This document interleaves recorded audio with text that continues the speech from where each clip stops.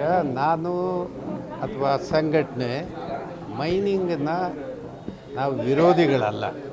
Mining ಕಾಯ್ದೆ ಕಾನೂನಿನ ಕೆಳಗಡೆ ನಡಿಬೇಕು. ಸಾರ್ವಜನಿಕರಿಗೆ ತೊಂದರೆ ಆಗಬಾರ್ದು, ಸಾರ್ವಜನಿಕರಿಗೆ ಕಿರುಕುಳ ಆಗುವಂಥ ಕೆಲಸ ಮಾಡಬಾರ್ದು.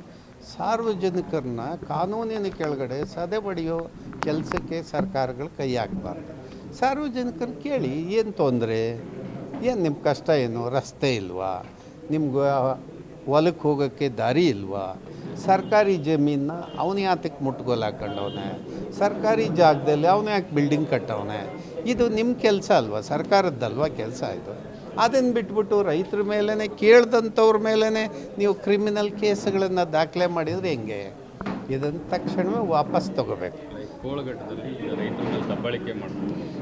ಕೋಳಗಟ್ಟದ್ದೇ ಹೇಳ್ತಾ ಇದ್ದೀನಿ. ಕೋಳಗಟ್ಟದಲ್ಲಿ ಏನಾಗಿದೆ ಘಟನೆ, ಅದಕ್ಕೆ ಸಂಬಂಧಪಟ್ಟಂಗೆ ಇದನ್ನು ಕೇಸ್ಗಳನ್ನು ರದ್ದು ಮಾಡಿ ಡಿಸ್ಟ್ರಿಕ್ಟ್ ಮಿನಿಸ್ಟ್ರು ಅದು ಏನಾಗಿದೆ ಸಮಸ್ಯೆಯನ್ನು ಕರೆದು ಕೇಳಿ ಅದನ್ನು ಬಗೆಹರಿಸೋದಕ್ಕೆ ಪ್ರಯತ್ನ ಮಾಡಬೇಕು. ಇವರು ಏನು ಗೊತ್ತಿಲ್ಲದಂಗೆ ಆರಾಮಿ ರಾಮ ಇದ್ದಂಗೆ ಇದ್ಬಿಟ್ರೆ ಹೆಂಗಾಗುತ್ತೆ? ತಪ್ಪಾಗುತ್ತೆ ಇದು. ಈಗಾಗಲೇ ಅವರಿಗೆ ಫೋನ್ ಮೂಲಕ ಬೆದರಿಕೆ ಹಾಕಿದ್ದಾರೆ.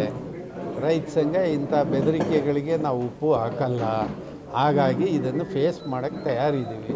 ಈಗ ಸರ್ಕಾರಕ್ಕೆ ಕೂಡ ಹೇಳ್ತೀವಿ, ಮುಖ್ಯಮಂತ್ರಿಗೂ ಕೂಡ ನಾನು ಭೇಟಿ ಮಾಡಿ ಹೇಳ್ತೀನಿ, ಈ ಥರದ್ದೆಲ್ಲ ಮೈನಿಂಗ್ ಗುಂಡಾಗಳನ್ನು ಬಿಟ್ಕೊಂಡು ನೀವು ಸರ್ಕಾರ ನಡೆಸೋದಾದರೆ ನಿಮ್ಮ ಸರ್ಕಾರಕ್ಕೆ ಒಳ್ಳೆಯ ಹೆಸರು ಬರೋದಿಲ್ಲ.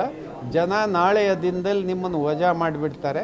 ಇದಕ್ಕೆ ಎಚ್ಚರಿಕೆಯಿಂದ ಹೆಜ್ಜೆ ಇಡ್ರಿ, ಇದನ್ನೆಲ್ಲ ರದ್ದು ಮಾಡಿರಿ ಅಂತ ಹೇಳ್ತೀನಿ.